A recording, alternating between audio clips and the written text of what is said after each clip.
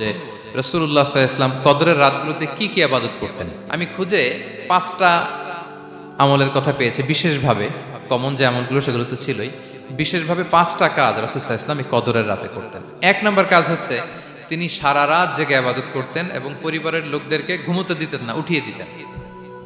বছরের অন্য কোনো সময়ে সারা রাত জেগে ইবাদত করার কোনো নজির রাসূল সাল্লাল্লাহু আলাইহি ওয়াসাল্লামের জীবনে ছিল না। সব রাতে ঘুমাতেন। আমি জোহর বারুতে একটা কনভেনশনে the daily routine of prophet সাল্লাল্লাহু আলাইহি ওয়াসাল্লাম একটা আলোচনা করেছিলাম, যেখানে রাসূল সাল্লাল্লাহু আলাইহি ওয়াসাল্লামের দৈনন্দিন জীবনের রুটিন আলোচনা করেছিলাম। সেখানে আমরা বলেছি যে রাসূল সাল্লাল্লাহু আলাইহি ওয়াসাল্লামের দৈনন্দিন অভ্যেস ছিল তিনি এশার পরেই তাড়াতাড়ি ঘুমিয়ে পড়তেন আর মিড নাইটে উঠতেন। রাসূল সাল্লাল্লাহু আলাইহি ওয়াসাল্লামের কর্মদিবস শুরু হতো মিড নাইটে, আমাদের তো সকালে কারো আরো অনেক পরে শুরু হয়। রাসূল সাল্লাল্লাহু আলাইহি ওয়াসাল্লামের কর্মদিবস শুরু হতো বেসিক্যালি মিড নাইটে। এশার পরে কথাবার্তা না বলে আগে ঘুমোতে যেতেন, মিড নাইটে উঠতেন, কিন্তু ঘুমাতেন।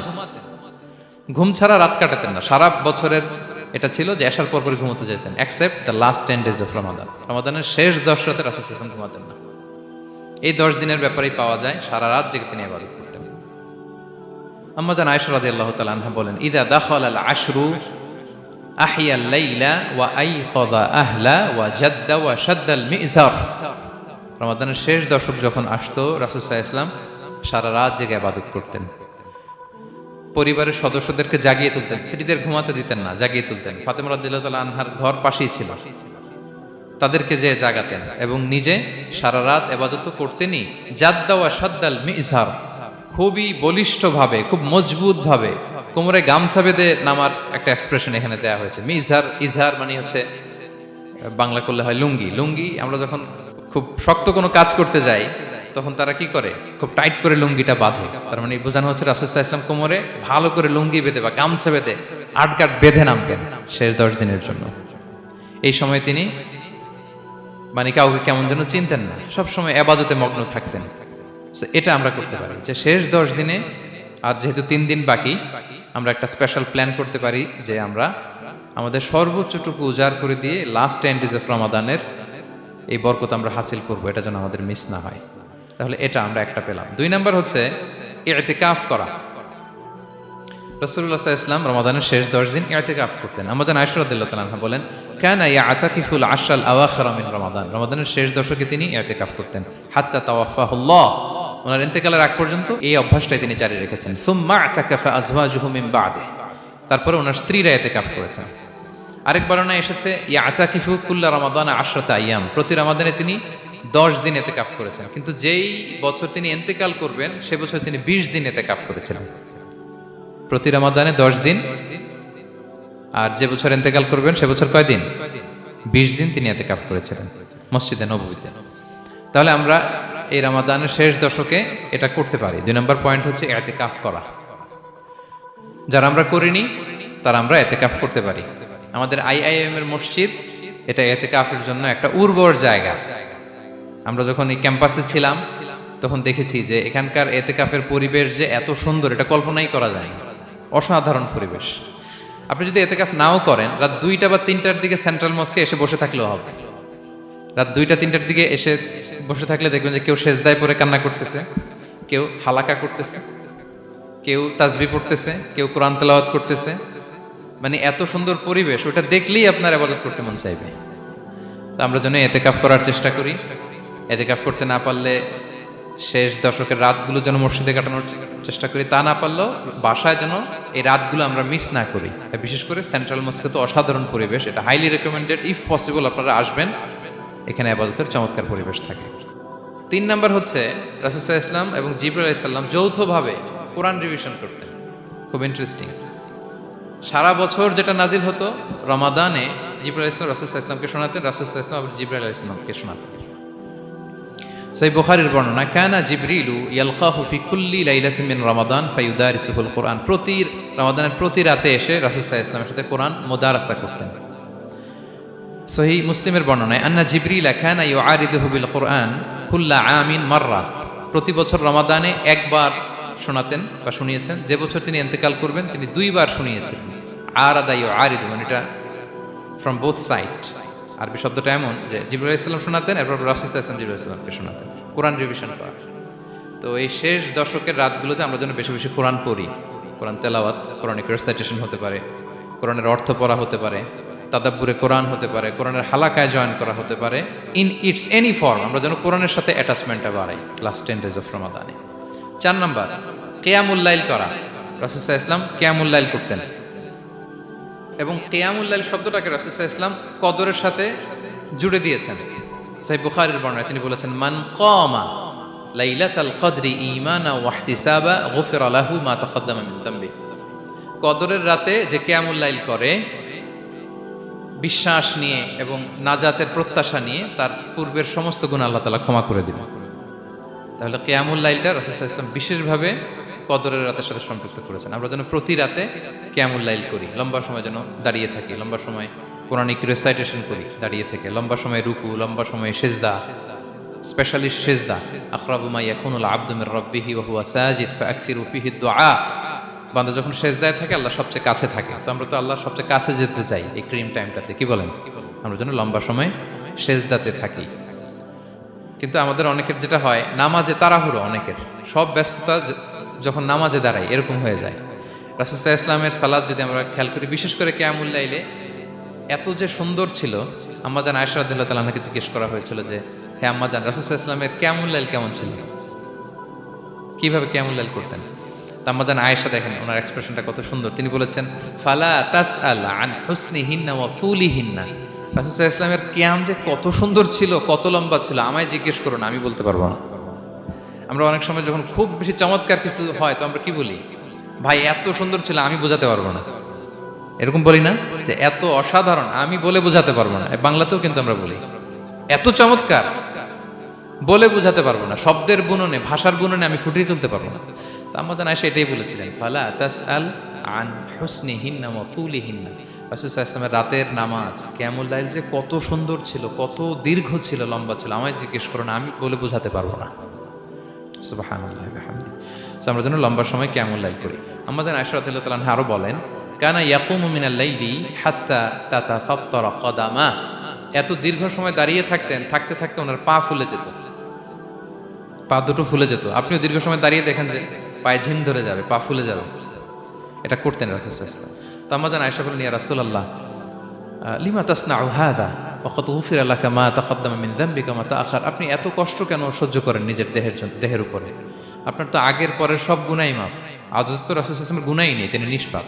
এত কষ্ট কেন করেন? আপনার আগের পরের সবই তো মাফ করে দেয়া হয়েছে, কেন করেন? রাসূল সাল্লাল্লাহু আলাইহি ওয়াসাল্লাম উত্তর করেছেন, আফালা উহিব্বু আন আকুনা আবদান শাকুরা। আয়েশা, আমি কি শুকরগুজার বান্দা হতে পছন্দ করব না?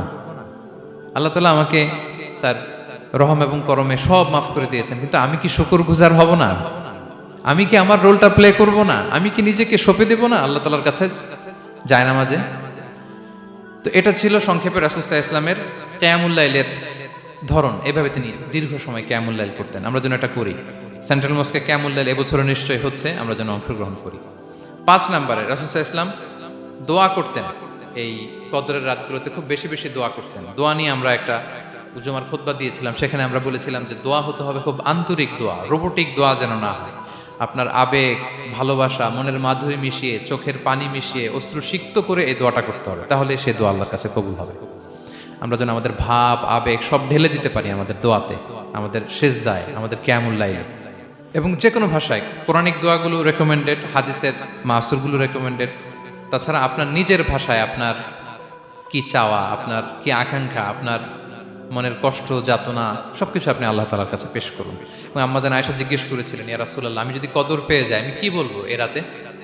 মা আদউ, কি দোয়া করব? রাসূল সাল্লাল্লাহু আলাইহি ওয়াসাল্লাম বললেন, তাকুলিন, আয়েশা তুমি বলবে, আল্লাহুম্মা ইন্নাকা আফুউন তুহিব্বুল আফওয়া ফাআফু আন্নি।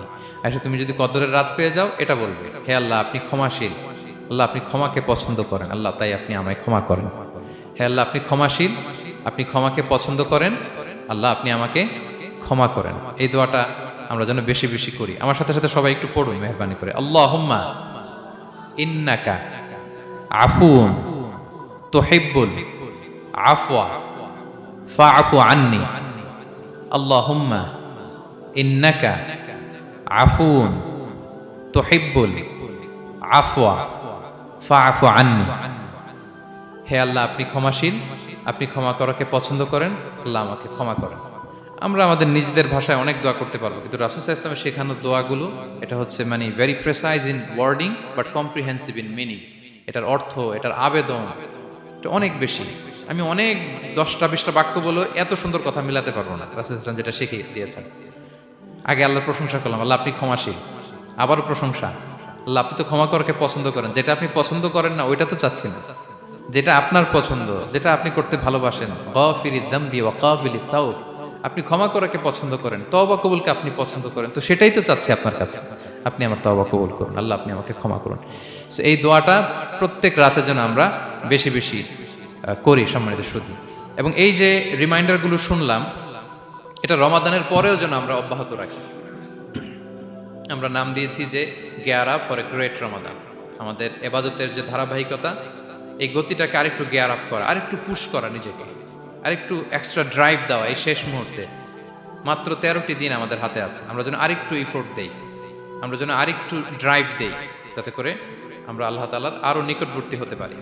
এবং এই রমাদানে আমরা যা শিখলাম, যেটা করলাম, এটার ইম্প্যাক্ট যেন রমাদানের পরেও আমাদের মধ্যে থাকে। আমাদের অনেকের এটা হয় যে রমাদানে আবেগে অনেক আলোচনা শুনে, ক্ষমার মাস এটা জেনে এত এবাদত, রমাদান নাই এবাদতও নাই, এরকম হয়ে যায়। এটা যেন না হয়, বরং এটার একটা পরশ যেন আমাদের হোল দ্য ইয়ার লং থাকে।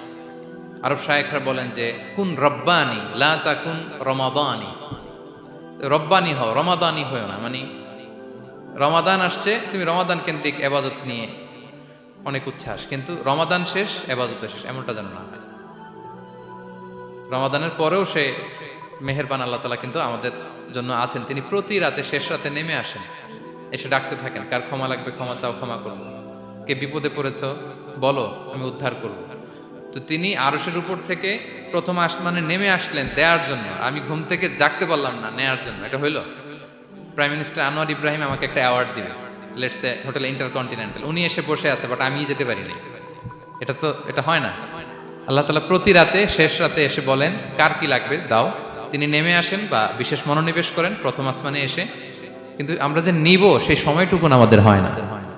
আমরা এতটা গাফেল যেন না হই, আমরা যেন একটু পুশ করি। বড় কিছু পেতে হলে নিজেকে পুশ করতে হয়, এক্সট্রা একটা ড্রাইভ দিতে হয়।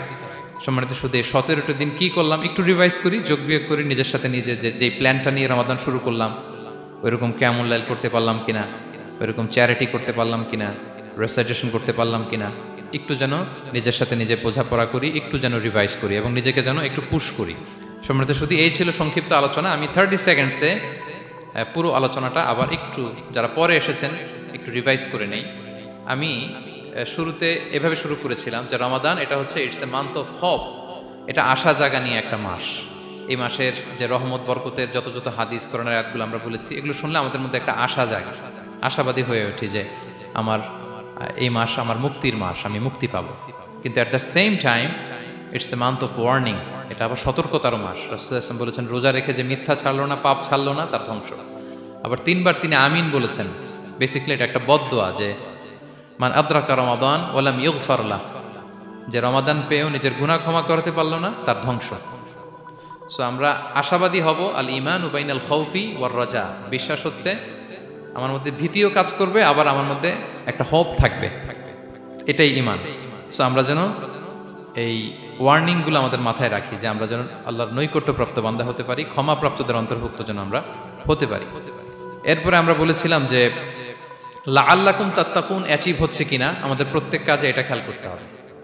আমাদের সম্মানিত ইউসুফ স্যার খুব সুন্দর করে এটা বলেছেন যে আল্লাহর সচেতনতা, আল্লাহর ভয়, to build up the sense that Allah is watching me, এই সেন্সটা আমার সব কাজের মধ্যে থাকতে হবে। যদি লাআল্লাকুম তাত্তাকুন অ্যাচিভ হয়, সাকসেসফুল, একটা সাকসেসফুল প্রোডাক্টিভ রমাদান আমরা কাটাচ্ছি। আর যদি লাআল্লাকুম তাত্তাকুনের সমস্যা, তার মানে we have to revise hour schedule, যাতে করে আল্লাহর এই সচেতনতা আমরা বিল্ড আপ করতে পারি।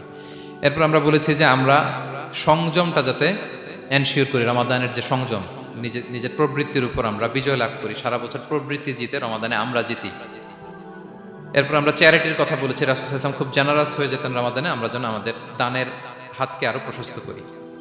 এবং রমাদানে আমাদের কমিউনাল স্পিরিট চলে আসে, আমাদের বেসিক্যালি একটা সেলফ ট্রান্সফরমেশন হয়, অনেক বদ অভ্যাস আমরা রমাদানে ত্যাগ করি, বাকি মাসেও যেন এটা আমরা কন্টিনিউ করি।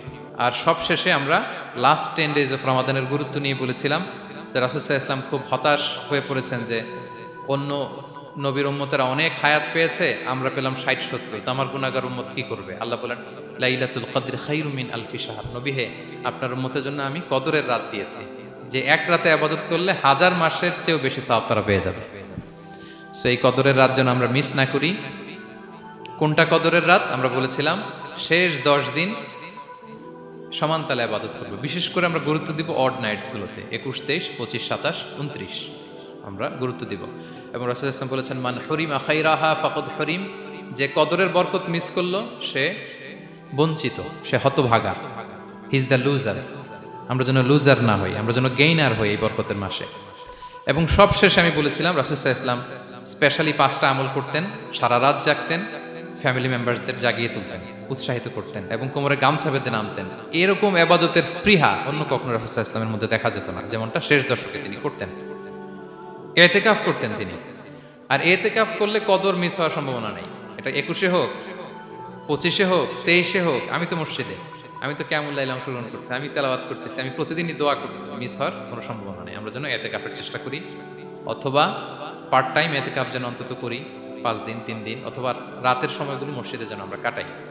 3 নাম্বার বলেছিলাম রাসূল সাল্লাল্লাহু আলাইহি ওয়াসাল্লাম জিবরাইল আলাইহিস সালাম কোরআন রিভিশন করতেন। আমরা যেন কোরআন রিভাইজ করি, রেসাইটেশন করি বেশি মাত্রায় শেষের 10 দিন।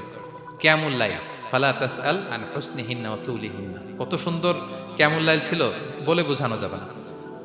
তো আমরা যেন এরকম দীর্ঘ সময় কিয়ামুল লাইল করি। আর সবশেষে বলেছিলাম দোয়া করা। দোয়া করা হচ্ছে দোয়া মুমিনের হাতিয়ার। দোয়া মানুষের জীবন চেঞ্জ করে দিতে পারে। চাওয়ার মতো চাইলে আল্লাহ ফেরান না, আল্লাহ তো দেওয়ার জন্যই বসে আছেন। আমরা যেন কায়মনোবাক্যে আল্লাহ তাআলার কাছে চাই, অশ্রুসিক্ত নয়নে যেন আমরা চাই। অনুতপ্ত বান্দার চোখের পানির ফোঁটা আল্লাহর কাছে খুব প্রিয়। 2 ফোঁটা আল্লাহর কাছে সবচেয়ে প্রিয়, জেহাদের ময়দানে মুজাহিদের রক্তের ফোঁটা আর অনুতপ্ত বান্দার চোখের পানির ফোঁটা। বান্দা অনুতপ্ত হয়ে, রিপেন্টেন্ট হয়ে চোখের পানি ছেড়ে যখন কাঁদে আর দোয়া করে, ওই চোখের পানি চোখ বেয়ে, নাকের ডগাবে, মাটিতে পড়ার আগেই আল্লাহ তার সব গুনাহ মাফ করে দেয়। আমরা যেন সেই অনুতপ্ত বান্দাদের কাতারে শামিল হতে পারি। রাসূল সাল্লাল্লাহু আলাইহি ওয়াসাল্লাম যেভাবে কিয়ামুল লাইল করতে আমাদেরকে উৎসাহিত করেছেন, আমরা যেন সেভাবে কিয়ামুল লাইল করতে পারি। আমাদের প্রতিটি কাজের মধ্য দিয়ে লাআল্লাকুম তাত্তাকুনের যে অ্যাচিভমেন্ট, সেটা যেন আমাদের হাসিল হয়। এবং এই রমাদানকে যেন আমরা আমাদের জীবনের সর্বশেষ রমাদান মনে করি। আমাদের চিফ ইমাম অফ সেন্ট্রাল মস্ক ইমাম রমাদান সুবকি নামাজের আগে একটা সুন্দর কথা বলেন, যে perform this Salah as if this is your last and final prayer. এমনভাবে নামাজে দাঁড়াও, মনে করো এটাই হতে পারে জীবনের শেষ নামাজ। রাসূল সাল্লাল্লাহু আলাইহি ওয়াসাল্লাম এটাই বলেছেন। সো আমরা বিগত বছরগুলোতে আমাদের অনেক প্রিয়জনদের হারিয়েছি এই কোভিডের কারণে। এবছর আল্লাহর মেহেরবানি বাংলাদেশ আইএম কমিউনিটির এই চমৎকার, আমাদের সম্মানিত শিক্ষক মণ্ডলীদের প্রচেষ্টা, ছাত্র ভাইদের প্রচেষ্টায় এই চমৎকার জান্নাতি পরিবেশে ইফতারের আগে আমরা একত্রিত হয়েছি। আবারও আগামী বছর আমরা এরকম কোনো গ্যাদারিংয়ে জয়েন করতে পারবো, কোনো গ্যারান্টি কি আমাদের আছে? নাই। It could be the last Ramadan in our life.